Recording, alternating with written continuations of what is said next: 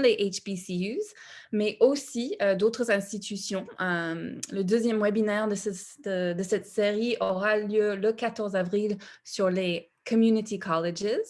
Ensuite, nous allons également parler des women's colleges ou les universités pour femmes le 28 avril. Et le 12 mai, un webinaire sur liberal arts colleges.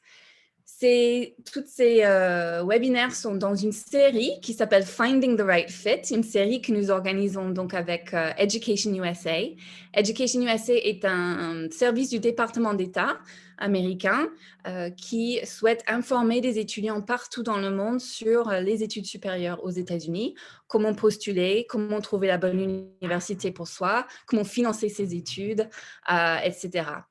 Donc, dans le chat, nous mettrons un lien vers le site web de Education USA en France pour que vous puissiez regarder toutes les ressources que nous avons mises à votre disposition sur les étapes à suivre si vous souhaitez faire des études aux États-Unis. Avant de présenter le panel, les panélistes, nous allons lancer un petit sondage pour savoir qui est avec nous aujourd'hui. Donc, savoir si vous êtes lycéen, étudiant, professeur ou autre. Donc, merci de répondre au sondage. Donc, avec nous aujourd'hui, nous avons 3 panélistes qui vont pouvoir vous parler vraiment, expliquer ce que c'est un HBCU. D'abord, on aura Anissa Bounouara, qui est une jeune femme française actuellement à Lincoln University, en Pennsylvanie, qui témoignera de son expérience comme étudiante française sur un campus HBCU. Ensuite, Kairos Brown de Stillman College en Alabama pourra vous parler plus de l'histoire des universités historiquement noires, ainsi que à quoi ressemblent ces universités aujourd'hui et pourquoi ils sont très attirants pour des étudiants internationaux. Et ensuite, quelques mots de Dee Shorts, qui est un graduate, c'est-à-dire qu'elle a fait ses études à Howard University et qui est une diplomate actuellement à l'ambassade des États-Unis à Paris, qui sera aussi heureuse de répondre à vos questions. Donc, nous allons parler pendant peut-être une trentaine de minutes maximum et puis surtout, vous laisser du temps à poser des questions. Vous pouvez les poser, on préfère que vous les posez directement dans le Q&A, pour qu'on puisse assurer que toutes les questions ont des réponses. Et juste un point pour vous dire que ce webinaire sera en anglais et en français. N'hésitez pas, s'il y a un point en anglais qui n'a pas été très clair, je peux vous le traduire par la suite. Donc, I think we will begin avec Anissa Bounouara. Donc, Anissa, bonjour. Vous êtes étudiante française, une femme française, actuellement à Lincoln University en Pennsylvanie. Est-ce que vous pouvez nous dire ce que vous faites sur ce campus à Lincoln? Comment c'est pour un étudiant français en ce moment de Covid, notamment, d'être sur ce campus, mais surtout, de votre perspective, quelles sont les forces d'un HBCU? Quelle est votre expérience? Bonjour tout le monde. Donc oui, je m'appelle Anissa Bounouara, j'ai 24 ans, je viens de France. Du coup, moi, j'avais décidé l'année précédente de tenter Fulbright et de faire ce programme FLTA, Foreign Language Teaching Assistant, car c'est l'opportunité d'à la fois enseigner aux États-Unis, mais aussi d'être étudiante. Avec la pandémie, il y avait beaucoup d'incertitudes. J'ai finalement eu un placement à Lincoln University qui faisait partie de mon ranking lorsque j'étais finaliste pour Fulbright. Et donc, évidemment, les choses ne sont pas du tout comme elles auraient dû l'être. Donc, personnellement, nous, à Lincoln University, a décidé de tout faire en ligne cette année. Ce n'était pas prévu que tout soit en ligne. Lorsque nous sommes arrivés, donc moi, personnellement, je suis arrivée en septembre, même si j'avais commencé à enseigner en ligne dès août, dès mi-août. Donc, j'ai commencé à enseigner en ligne de France jusqu'à ce que je puisse recevoir mon visa et pour que je puisse venir sur le campus. Et finalement, on a continué en ligne car c'est un petit campus ici. Laissez-moi juste vous montrer quelques photos. Donc, nous, on est ici. On est dans le sud-est de la Pennsylvanie. On est à 45 minutes, 1 heure de route de Philadelphie. Donc, voilà. C'est un petit campus comparé à d'autres universités américaines. On accueille à peu près 2000 étudiants. Cette année, malheureusement, avec la pandémie, ce qui s'est passé, c'est que Lincoln a décidé, donc déjà pour le premier semestre, de recevoir leurs étudiants, seulement les freshmen, donc seulement les premières années. Et ensuite, bien sûr, il y avait des exceptions pour le reste des étudiants. Ça dépendait si c'était des étudiants qui travaillaient sur le campus. Mais généralement, voilà, ils avaient offert l'opportunité aux premières années de venir sur le campus pour qu'ils puissent avoir cette expérience de l'université. Et ensuite, c'était quand même sur la base du volontariat. Donc, même si les personnes ne souhaitaient pas venir, étant donné que quasi tout était en ligne, ils pouvaient très bien rester chez eux et suivre les cours depuis chez eux. Donc, très peu de cours étaient en personne. Personnellement, je n'ai eu aucun cours en personne, ni en tant que professeure, ni en tant qu'étudiante, car mes étudiants, j'ai très peu de première année et du coup, il faut que ce soit accessible à tout le monde. Au deuxième semestre, ce qui s'est passé, c'était que, en fait, au premier semestre, pour Thanksgiving, après le 20 novembre, Lincoln University voulait éviter les va-et-vient pour éviter les contacts et les personnes infectées par le virus. Donc, du 20 novembre au 1er mars, ils ont fermé le campus et au 1er mars, donc tout le monde pouvait revenir, mais c'était encore sur la base du volontariat.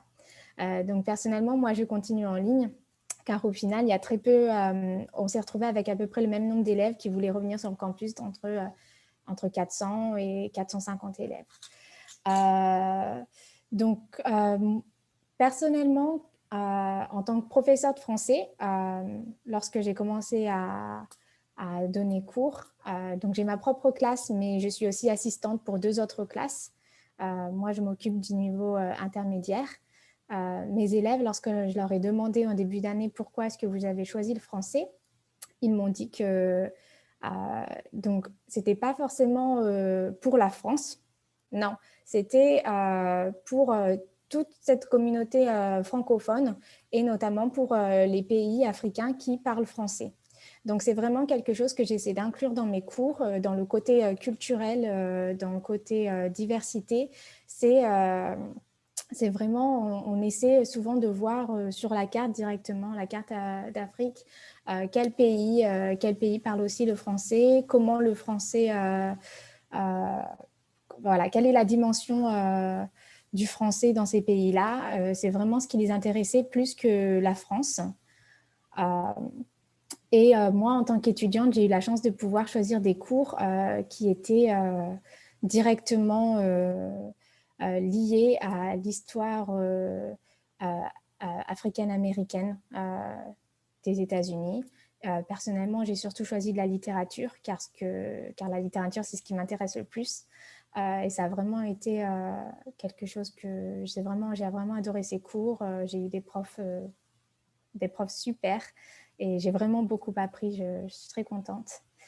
Donc voilà, Lincoln University, c'est la première université, c'est la première Hbcu. Elle a été fondée en 1854. C'était d'abord le Ashmoon Institute et elle a été renommée Lincoln University en 1866.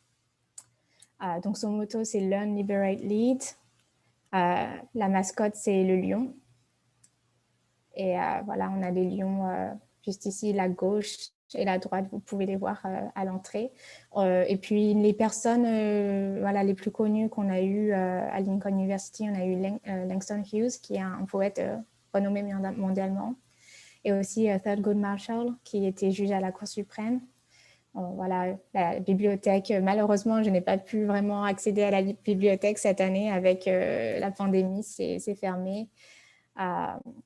Et voilà, je vis avec deux autres Fulbrighters, Sylvina Riron, qui vient d'Argentine, qui est professeure d'espagnol, et Norhan Magdi, qui est égyptienne et qui est professeure d'arabe.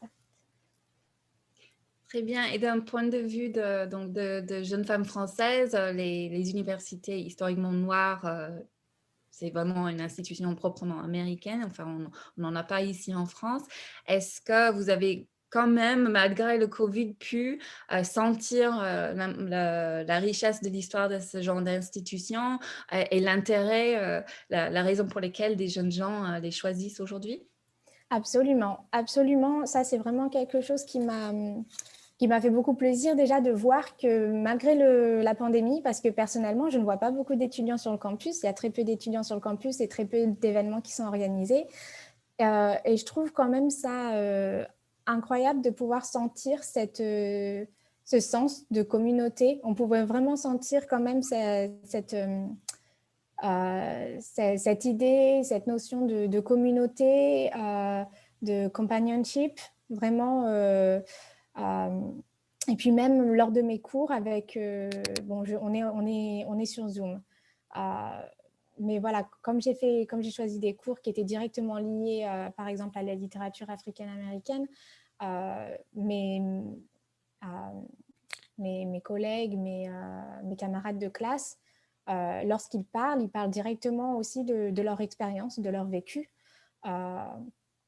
Et beaucoup de personnes disent, oui, voilà, enfin, beaucoup de mes camarades ont dit, oui, j'ai choisi un Hbcu parce que y a vraiment ce sens de communauté et de ne pas avoir besoin d'expliquer ou de se prouver. C'est vraiment très important pour eux de savoir que tout le monde les comprend. Ce côté être compris directement. Mm-hmm. Donc, il y a une vraie ambiance de compréhension, de positivité, de solidarité de ce que vous dites sur le campus. Tout à fait. Et une dernière question pour vous. Après, il y aura d'autres questions pour vous, je pense, dans le Q&A. Mais est-ce que, selon vos étudiants, est-ce que tous vos étudiants sont noirs ou est-ce qu'il y a d'autres des blancs, des latino-américains, des étudiants internationaux? Est-ce qu'il y a d'autres personnes? Alors, tous mes étudiants sont noirs. En revanche, il y a des étudiants internationaux. Donc, parfois des étudiants qui viennent de pays africains. Mais on a aussi, j'ai une camarade de classe, par exemple, dans un de mes cours cette année, qui vient de la communauté hispanique. Il me semble qu'elle vient de Porto Rico. Après, je connais pas son histoire ni sa vie, mais il me semble qu'elle est hispanique et qu'elle est blanche. Je ne crois pas qu'elle soit africaine-américaine. OK. Merci, Anissa. On reviendra vers vous dans quelques minutes. I think I'm going to turn now into English. Merci. And ask Kairos Brown from Stillman College in Alabama to say a few words about the history of HBCUs, why they exist today, what are the benefits of an HBCU today. So welcome, Kairos. Thank you, Maureen. Again, my name is Kairos Brown.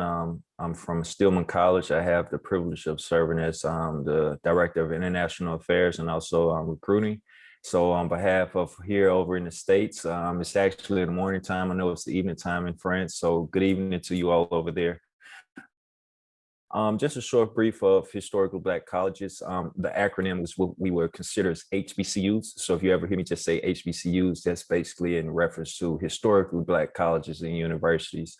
But the first HBCUs were founded in Pennsylvania and Ohio before the American Civil War. The American Civil War took place around 1861, between 1861 and 1865. With the purpose of basically providing Black youth, some who were already freed, but some who were newly freed, that were prevented due to racial discrimination from attending established white colleges and universities, with basically basic education and training to become either teachers or tradesmen or also ministers. The first historical Black college that we acknowledge was actually named the Institute for Colored Youth It was actually opened as a farm outside of Philadelphia around 1837, and it later became Cheney University. As well as we have right up the street, I think Anissa just actually covered it, but we had another historic Black college that was actually named as the Auschman Institute, and it later actually became Lincoln University in honor of Abraham Lincoln around 1854. These basically schools were liberal arts schools that were, again, actually founded to train Blacks who were either slaves or already free, and more so the efforts of an education. One of the other oldest historic Black colleges also opened in Wilberforce, which was in 1856, 1857, which is in Ohio. After the Civil War, which ended around 1865, we had what we call the American government. They considered a Freedmen's Bureau Act. And what that allowed the opening of a lot of historical Black colleges and universities throughout the South, for us to actually start to, I would say, carbon copy some of those universities and colleges that were in the northern states, such as Wilberforce, Cheney, and also Lincoln. A lot of these colleges later became to be your Howard universities in Washington, D.C., also your Clark Atlantas, your Morehouse colleges, which is an all-male school in Atlanta, Georgia, as well as Spelman College in Atlanta, Georgia as well. Currently, and also I will say ourselves, Stillman College, we were founded also in 1876. Many of these colleges, again, were more so based upon training newly freed slaves and also freedmen, free slaves, and free people who were already in the North and the Union territories, along the areas of, your liberal arts, what we would consider to be teachers, ministers, and some agriculture schools came to about, like your Southern universities in Baton Rouge, also your Prairie View A&M schools that is outside of Houston, Texas. These schools specialize more so in agriculture and also in engineering for the most part. Currently, we have in, I would say, the United States, around 107 historical Black colleges and universities all throughout the country. Most of them are predominantly within the southern regions, but we also have some that are what we consider in the Midwest, which would be your states like Illinois, your states like Ohio, your states such as Indiana for the most part. And then you have a lot of other ones that are within the Northeast region, which we would consider Pennsylvania, and so forth. Half of those schools are private, meaning that they're pretty much governed within their board, and also they're governed within what we would probably consider your board of trustees. The other schools, pretty much other half are state ran. So here in the United States, that's why we call it states, and they're united. Each state is kind of govern and have their own autonomy as far as with their function of government. And typically all of them have what we would consider a higher education branch. And half of those schools pretty much are within those state ran programs or those state government funded programs for the most part. Historically, colleges, historical Black colleges and universities are very, very important based upon the fact we were established because of discrimination. And, a lot has changed since the early, 19th century for the most part. However, they're still viable because a lot of our African-American students who are pretty much launched into the workforce are produced by historically Black colleges and universities. A lot of our medical physicians, a lot of our dental, practitioners, a lot of our law students who are lawyers here in the United States who are African-Americans are pretty much produced by historical Black colleges and universities. Some of the discrimination still takes place, but not as prevalent as it was when these schools were initially started and established. However, they still are viable within the industries, especially one of the leading industries, which is STEM, which is science, technology, engineering, mathematics. A lot of these historical, colleges, as far as Black colleges and universities, are launching pads for a lot of what we would consider blue chip companies or big tech firms. They come to our, universities and schools to seek out talent for the workforce to, be leading pioneers within industry. So they're still viable today, just as why they were started. And that's just a short, brief history about historical Black colleges, universities. And the one that I represent, which is Stillman College, is located in Alabama. Again, we are a private historical Black college and liberal arts based. However, we do offer some STEM programs. We do have partnerships, and we've been, here since 1876, and we don't plan on going anywhere no time soon. Thank you, Kairos. A question for you, Kairos, just before we go on to D. Do you have a lot of international students at Stillman? Is that pretty typical of an HBCU to have international students? Do you have French students on your campus? Sure. I'm sorry I didn't cover that, but yes, we do. Stillman, we're what we consider a small school in a sense, even though we have a large walking friendly campus. But our international population would probably be a mirror of a lot of other larger historical Black colleges and universities when it comes to percentage wise. We do have a small share of international students that are in pretty much the double digits.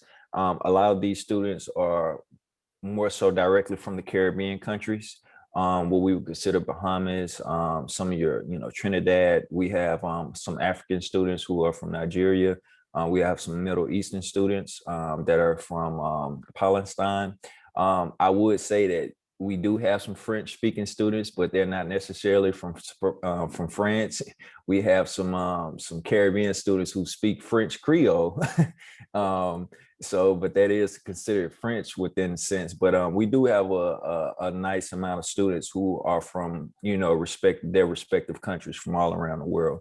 The school is very friendly in a sense, as far as, the area in which it is. We're more so like in a mid-sized city, and it's I would consider it a college city because there's 2 other colleges that's there. The population is roughly over 100-some thousand. The proximity to international airports, as far as coming in and going, is very user friendly. And we're nestled right in the strip in the heart of Tuscaloosa. So, all the necessities and things that you probably a student may need, is accessible to them. But our international population has grown since I've actually been there, and we look forward to expanding it.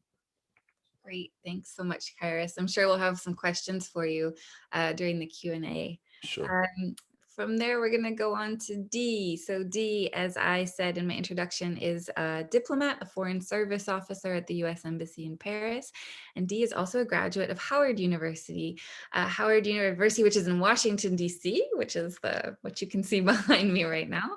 And Howard is also, has been in the news a bit lately because of course, our Vice President, Kamala Harris, is a graduate of Howard. So do you think you could say a few words about why you chose to go to an HBCU and then how that has impacted your life? No, thanks, Maureen, and thanks to the other panelists and our guests for joining us to talk about HBCUs. That's a great question, and thanks for mentioning our illustrious alumna, Vice President Harris. The reason why I chose to go to HBCU, and there are kind of 8 reasons that I put together of why I chose to go to a HBCU, and Howard in particular, HU, as we affectionately call it. And number 1 was the benefits of an intimate setting, and it's more easily to get noticed. It's more easily to get recognized because it is a smaller setting. Our class sizes are usually smaller at HBCUs, and smaller student to teacher ratios, which was important to me to develop those relationships. Also, pride and legacy. I'm not the first one in my family to go to a HBCU. Kairos has mentioned a number of HBCUs that my family members have gone to. I'm from Louisiana, and so I have family members who've gone to Grambling and Southern. I chose to go to Howard because it is in Washington, D.C. and in a large city, and a lot of HBCUs are in rural areas. My brother actually went to Langston University, which is in Oklahoma, and which is one of the furthest HBCUs west. And so there are lots of variety in terms of HBCUs. So it was finding the right HBCU for me, which was Howard. And so it's also about pride and legacy. You're also a part of a community. There's a sense of community when you go to a HBCU. There's so many people with similar backgrounds who look like you, but have experiences that you've had in your life that you're able to share. It's a really unique and supportive environment for students. I know for me, you know, as a Black woman, as a woman of color, I knew there were lots of places that I go into and lots of rooms that I go into where people don't look like me. And so for me, it was really important to, at least in my undergrad years, have a place where I could go and people looked like me and had similar experiences. And that's to say, HBCUs are becoming more and more international. One of the things that I also really learned when I went to Howard was about the diaspora of Black people that are in the world. And so there are lots of Caribbean students. There are lots of students from other places in the world that I hadn't had a chance to experience growing up in Denver, Colorado. And so it was really kind of an international experience also going to Howard University. They also have a medical school, and as Kyrie mentioned, a dental school. They also have their law program, which is renowned for civil rights law. And so there are lots of like postgraduate opportunities and specializations that HBCUs have, because there's a lot of focus on civil rights and the civil rights movement and policy that affects people of color. And so there are a lot of interesting issues that get discussed at HBCUs that affect the community that you're a part of. I will also say it's a very challenging academic environment. I knew by going to HBCU, I was going to be challenged. I was going to have other students who were similar to myself and thinking about postgraduate opportunities, whether it was law school or medical school. But it's also a chance to deconstruct and to talk about historical and contemporary issues. And so I really enjoyed the environment. Another really important aspect of HBCUs is our social experience. We have a huge social component to our universities. It's our football games, it's our halftime shows, it's our battle of the bands, it's homecoming. We have this amazing yard, as Anissa showed, that we spend a lot of time on. We have our sororities and our fraternities called the Divine Nine. And so there's just so many amazing opportunities socially and to get to know people and understand the culture quite a bit. And so that's one of the aspects that I really enjoyed about my time at Howard University. And I would say another thing is the lasting friendships that I've built and the lasting experiences that I've had. I'm actually a diplomat today because of a good friend at Howard University, whose name is Meredith Moore, who recommended that I do a fellowship program called the International Charles Rangel Fellowship that State Department has, that's housed at Howard University. And so the relationships and the friendships that you build in college, but in particular at HBCUs, is amazing, and they carry you through. I'm still in touch with Meredith to this day. We've just talked last week to catch up because she is working and doing amazing work in Minnesota. And so just kind of the lasting friendships that you build. And the last thing that I'll mention that really, for me, made my decision easier to go to HBCU and go to Howard was the affordability and the scholarships that are available. So when I was looking to go to different universities, one of the things I did was apply to universities early. And I wanted to see who was going to give me the most amount of money, because university college education in the US can be very expensive. And what we found is historically at HBCUs, there's a lower cost and less debt for students. And according to a fact sheet that I read, You know, HBCUs typically cost about 25% less than other universities in the US.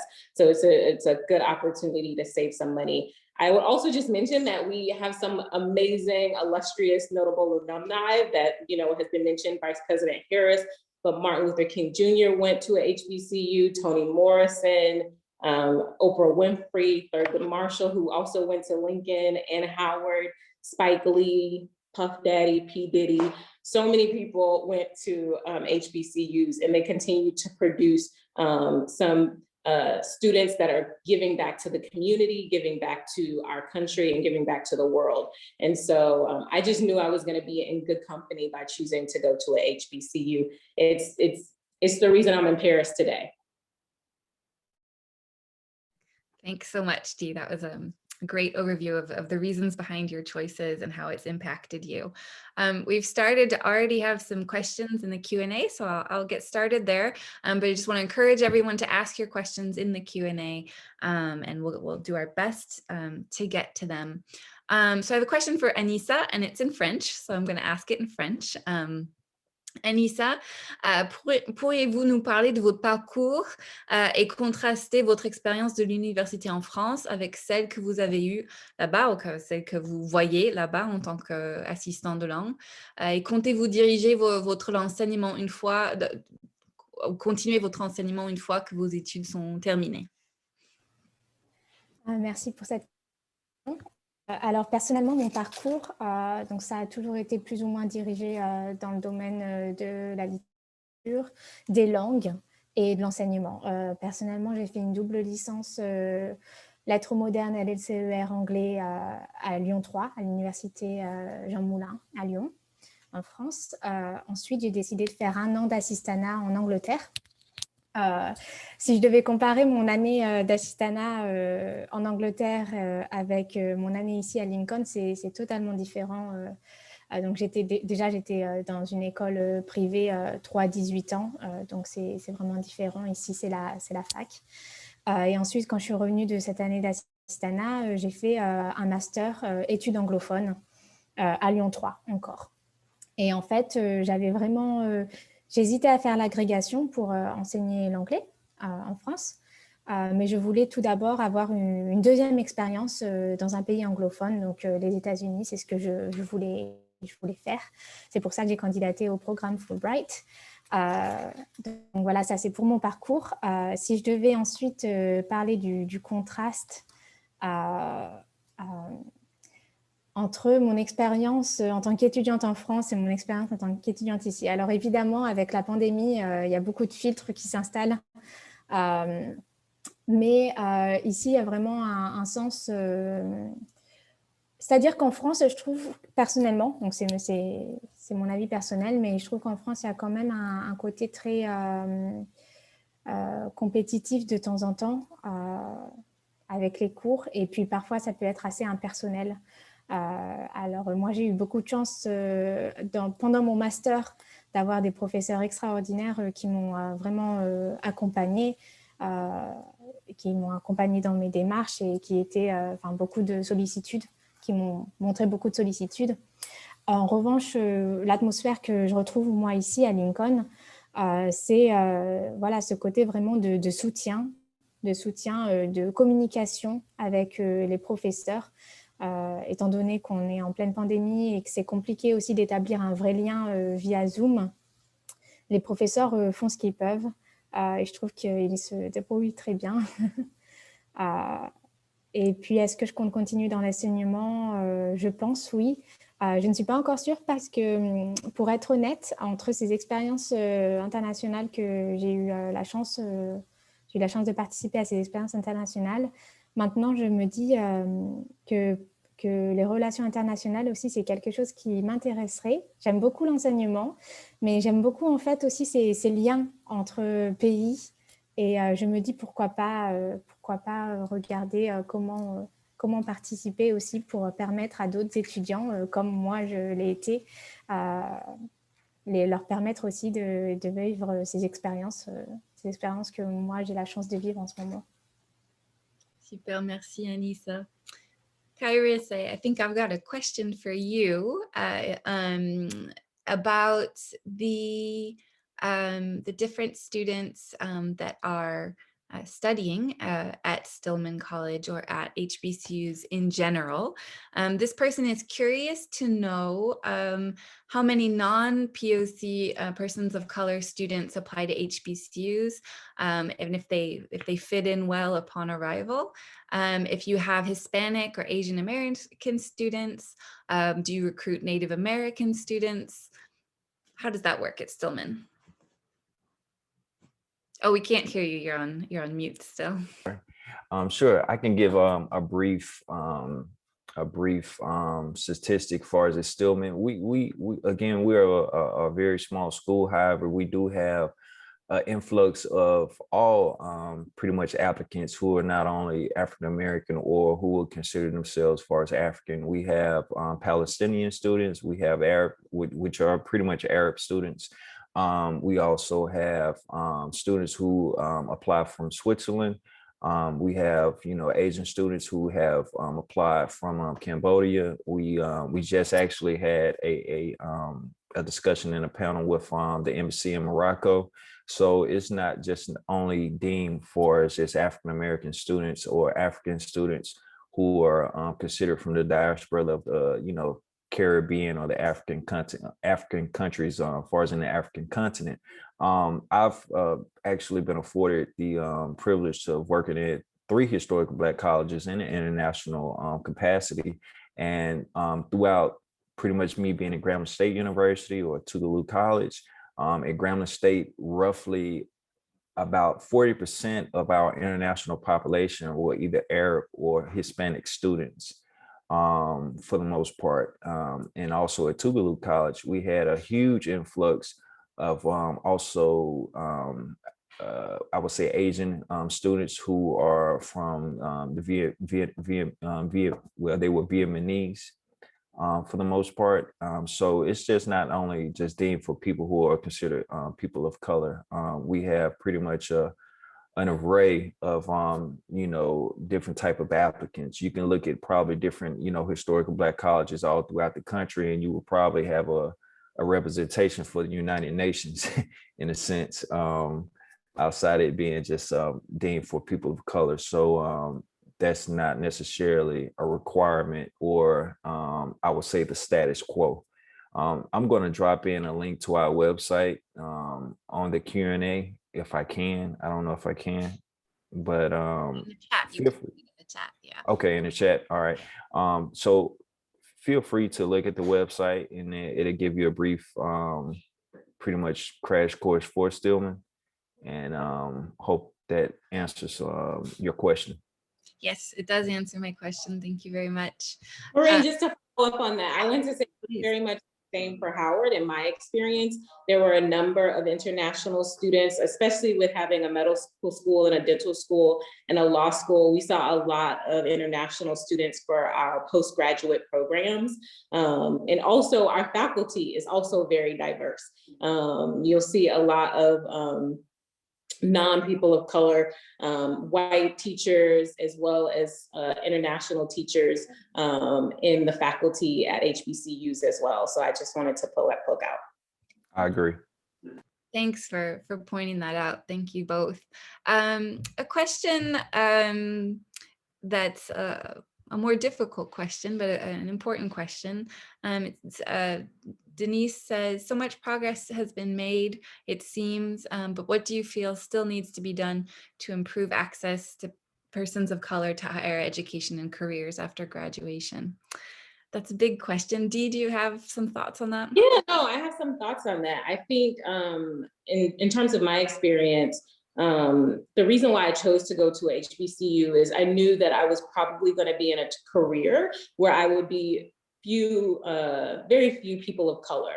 I knew I wanted to go into international relations, and that's changing, but historically, there are not a lot of people of color who are practicing international relations around the world. And so that's steadily changing, but I thought it was important to have that foundation of going to a HBCU.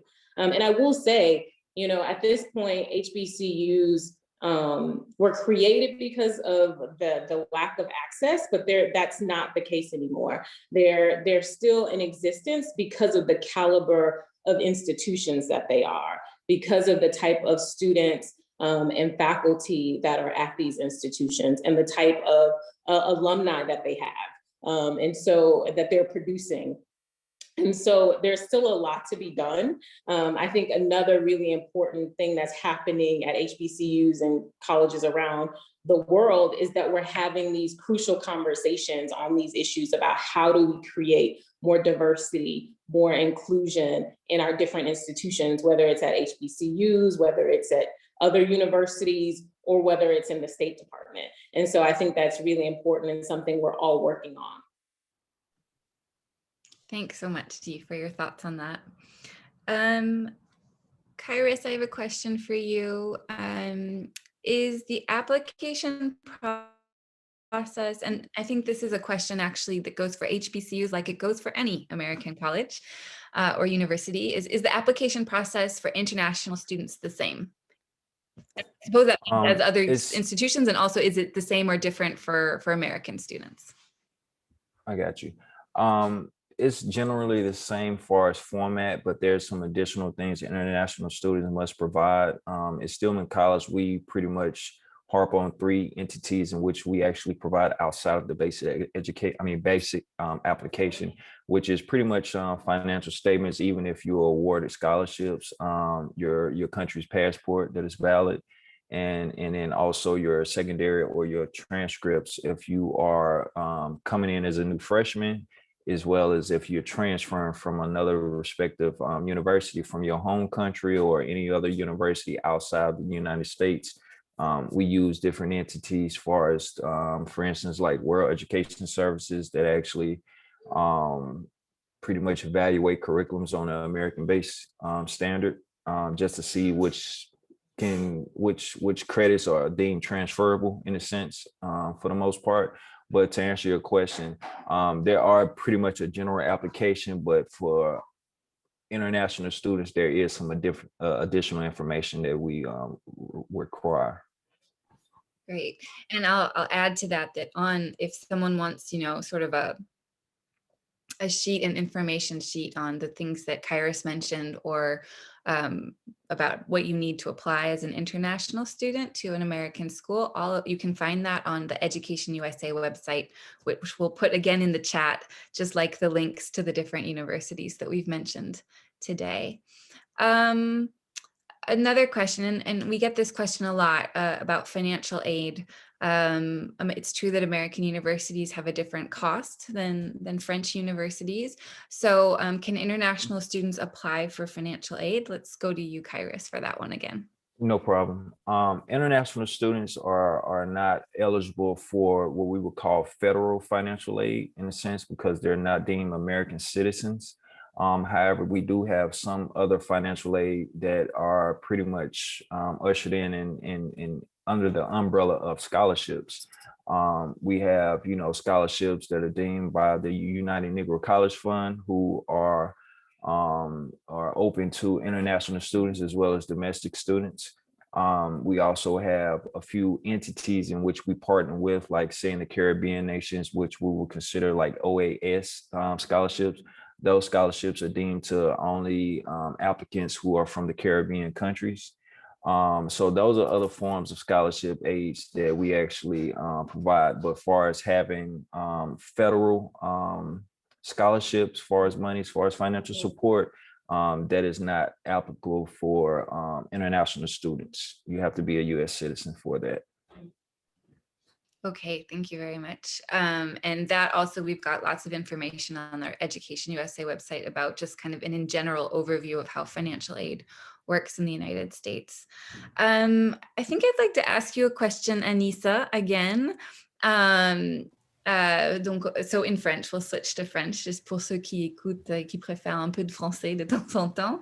En fait, il y a une question sur la diversité, non seulement des origines, mais financières sur les campus des HBCUs. Je sais que vous n'êtes là que depuis quelques mois et vous avez un rapport un peu plus distant que normal avec les étudiants parce que c'est en distanciel, justement. Mais est-ce que vous avez l'impression qu'il y a une vraie diversité sociale aussi des étudiants qui ont des moyens très différents sur le campus? Oui, oui, alors ça, c'est quelque chose que j'ai appris plus ou moins à travers des conversations avec mes collègues. Oui, il y a une diversité, c'est sûr. Quelque chose à Lincoln, c'est quelque chose que j'apprécie beaucoup, c'est cet effort, cet aspect de vouloir intégrer le plus de personnes possible, peu importe les moyens. Donc, je sais que Lincoln est privé. En revanche, l'université reçoit des fonds de la part du gouvernement. Alors, they call that public funding. Donc, on a beaucoup de bourses qui sont possibles. On a beaucoup d'étudiants qui viennent sur des bourses. D'ailleurs, à ce moment-là, c'est très important pour eux d'être présents et d'être marqués présents. Donc, c'est comme on a aussi le système de bourse en France. Mais oui, c'est vraiment rendu accessible. C'est vraiment les HBCUs, ils vont vouloir avoir ces étudiants. Justement, le principe, c'est de ne pas limiter le recrutement des étudiants à cause de difficultés financières. Donc oui, on a des étudiants qui sont à l'aise financièrement, on a des étudiants qui viennent à Lincoln parce qu'ils font partie de la 3e génération, de la 4e génération à venir à Lincoln. Mais on a aussi des étudiants, c'est la première génération, c'est la première fois, c'est la première personne dans leur famille à venir à Lincoln. Et on a des fonds, des moyens qui sont débloqués pour qu'ils puissent venir étudier. Thanks, Anissa. And actually, Dee, there's kind of a follow-up on that question. It's more about outreach in general in the USA. Do you feel that HBCUs, Howard, or others that you've heard of are really working to overcome barriers, preventing people of color from even applying to college?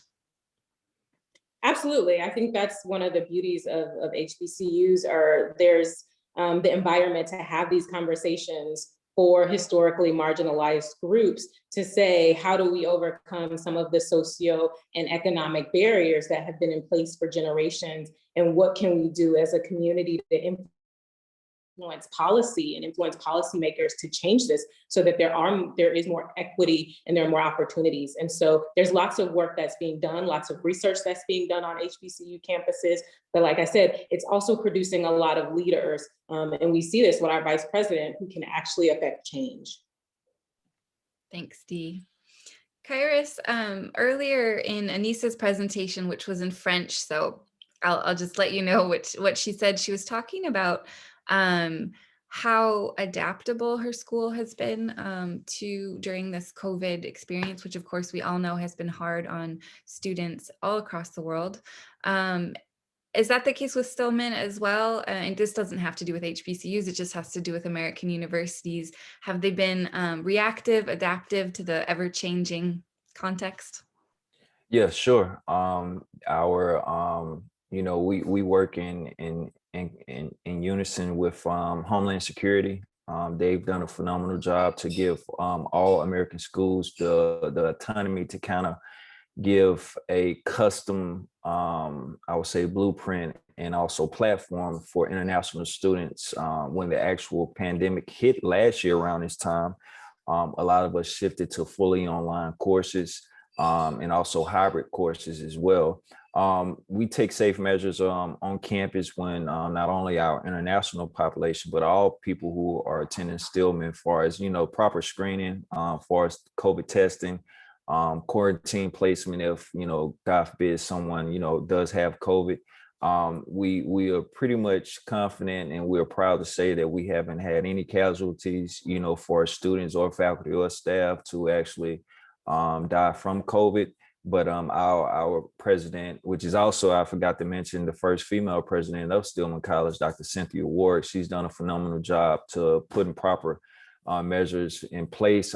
She's also an Howard alum, a proud Howard alum, and she's by trade, she's the pharmacist. So she pretty much approaches everything within, I would say, a scientific, data-driven approach. But she's done a phenomenal job as far as putting measures in place to keep all of us safe, in particular our international students.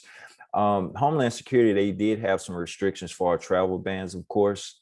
So we really did not admit any new students for last fall.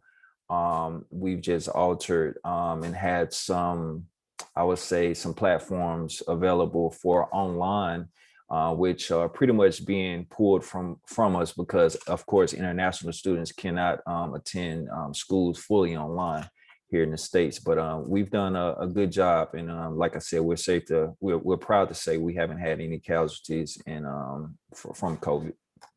I'm really glad to hear that. Thanks, Kairos. Dee, I think you might want to answer the same thing for Howard. I don't know if you have feedback from Howard, how they've been dealing with this crazy year. Yeah, no, similar to all universities in the US, they have done a hybrid of having students on campus who need to be on campus and supporting campus life, but then also having freshmen, because your freshman year is so important, is my understanding that there are freshmen on campus. And one I think is worth mentioning is a lot of HBCU students are first generation college students. And so this really is a crucial and foundational year for them when they're starting out. And so they've been doing a lot of mitigation measures and sanitary measures to make sure that the students who are on campus are on there and can be safe and protected during this pandemic time. Thank you, Dee. Anissa, in French. And maybe you don't have the answer to this, in which case I'll ask one of our other panelists. Mais parmi vos étudiants que vous avez vus cette année, ou plutôt moins que vos étudiants, que les autres personnes, des étudiants internationaux sur le campus, est-ce qu'il y en a qui, à votre connaissance, ont reçu des financements assez importants pour leurs études? Alors personnellement, je ne suis pas sûre, parce que j'ai eu très peu de contacts au final avec des étudiants sur le campus. Mais il me semble qu'il y a des financements très importants, oui, pour certains étudiants internationaux. Après, je sais que les étudiants internationaux aussi que Lincoln reçoit, ça va être, comme Kairos l'avait mentionné, on a des étudiants par exemple qui viennent du Nigeria et de pays africains. Et je ne suis pas entièrement sûre, mais il y a des mesures financières mises en place, oui.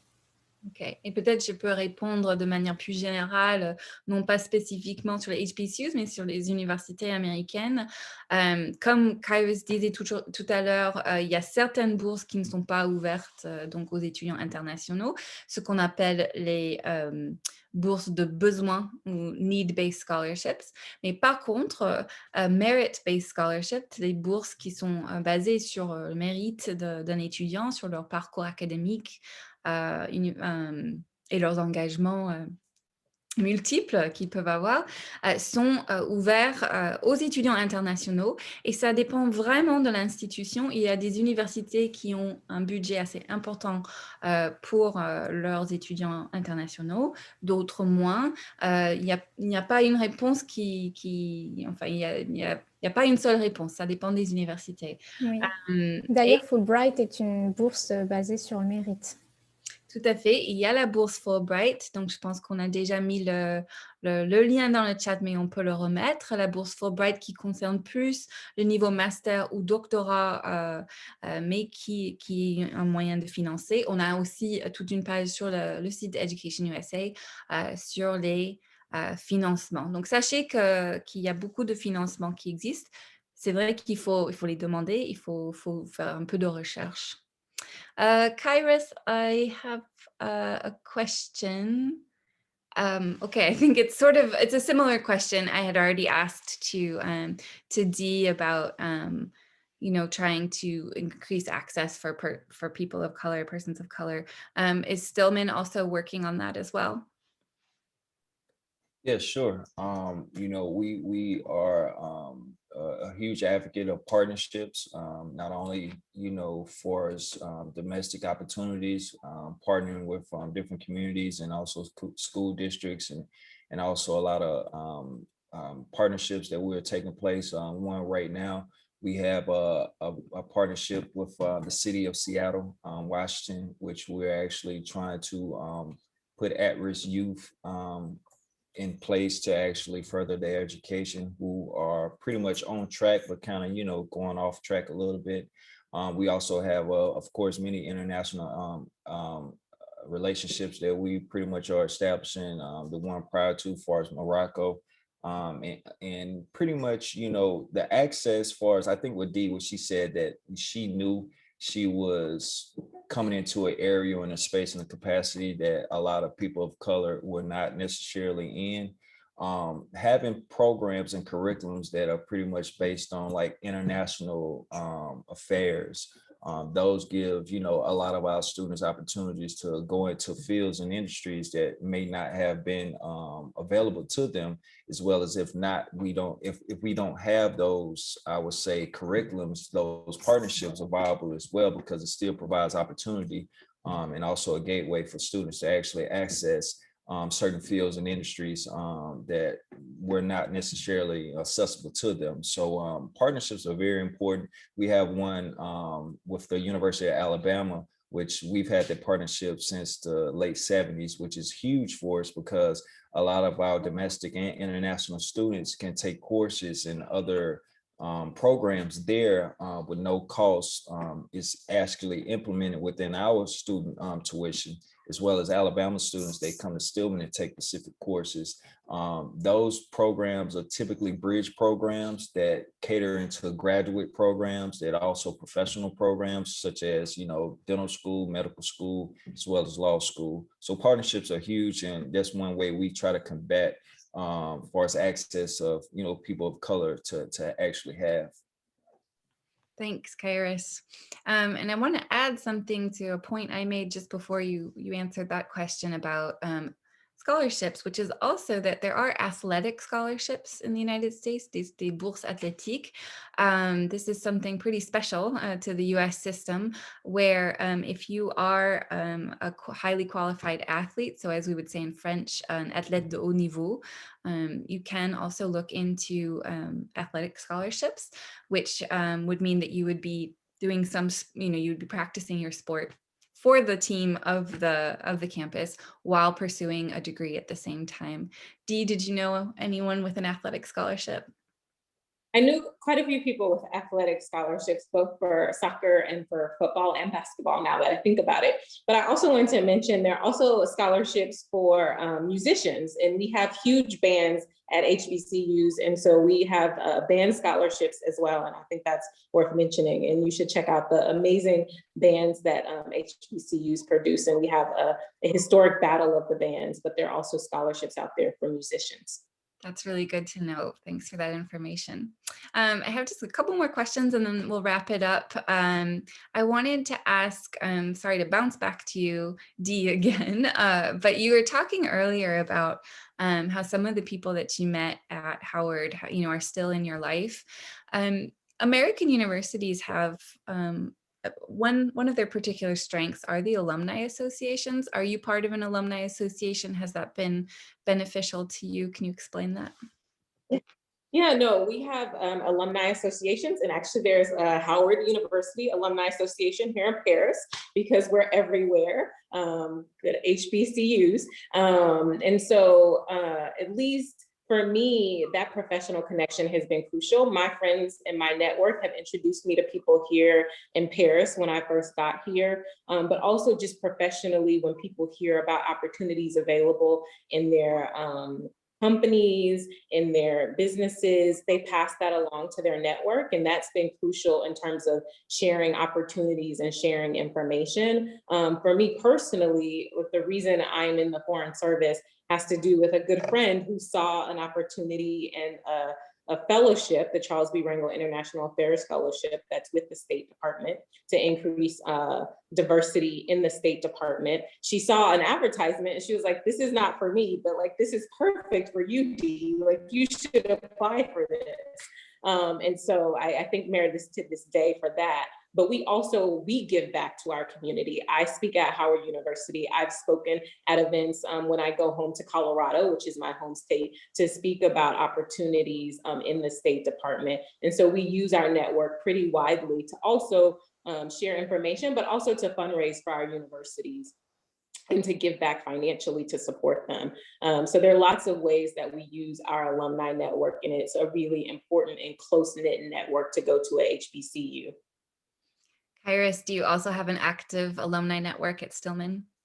Yes, we have one at Stillman all throughout the United States as well as outside of the United States. One thing that is significant about historically Black colleges and universities is that once you graduate, you're a part of a family. And it's not only just respective to the college or the university that you attended, but you can have a shirt on and you can be walking through the airport, and if someone else has a different rivalry shirt on, you automatically have a connection because, you know, historic Black colleges are very similar, even though they're different. So alumni is huge. Just to Dee's attestment, she you know, got access to an opportunity based on the HBCU network, and that's basically what all of alumni are about. Outside of contributing and giving to your community for your school, it can provide a lifelong opportunities that a lot of people take advantage of. So definitely, we do have an alumni association at Stillman. Great. I can hear a tremendous summer storm, spring storm behind you at the moment. Yeah, it's pretty loud. It's rough out there. I hope my smile can make up for what it looks like outside because it's not pretty. Be sure to stay inside. I think I'll finish with just one last question. I'll ask in English, but it's of Anissa. You can respond in English or French as you like. But Anissa, are you happy that the year that you've spent abroad, even though it's been, okay, a COVID year, but are you happy that it's been at an HBCU? Yes, I'm glad. I'm really happy. When I got my ranking, I was really like, Lincoln University was the first one that I saw when I first studied the universities in which I might work at, study at, and then it was kind of a roller coaster because with the pandemic, at first I didn't get a placement actually, and Lincoln University called me back, and obviously it wasn't exactly the way I expected things to go, but I'm so happy I'm here. I feel the university is great, the students are great, my colleagues are great, and I just feel like the purpose and the history, and it's so important. And I'm so glad that I can contribute somehow, even if it's in the smallest way possible. So yeah, I'm really happy and I'm trying to make the most out of it, although I'm online. I'm actually working with the staff from the literary magazine of the university called Simba. And it's been great because we've been reviewing submissions from students, poetry, short stories, and we love it. It's really, really important to make Black voices heard, and that's the goal with the magazine. So I'm really happy I can help. Great. Thanks so much, Anissa. Well, I just want to give a heartfelt thanks to Dee, Kairos, and Anissa for your answers to all these questions about HBCUs and helping us to understand them better, why they exist and why they continue to exist. Thank you to everyone who joined us. We have recorded the spoken, our speaking today. So you can watch this again if you'd like, or share it with your students if you're a teacher or friends of yours who might want to consider an HBCU. And also, I just want to remind everyone that we've got 3 more webinars coming up on community colleges on the 14th of April, women's colleges on the 28th of April, and liberal arts colleges in general on the 12th of May. So merci à vous tous, une bonne journée, and good luck with that storm, Kairos. Bye. Merci. Bye. Bye.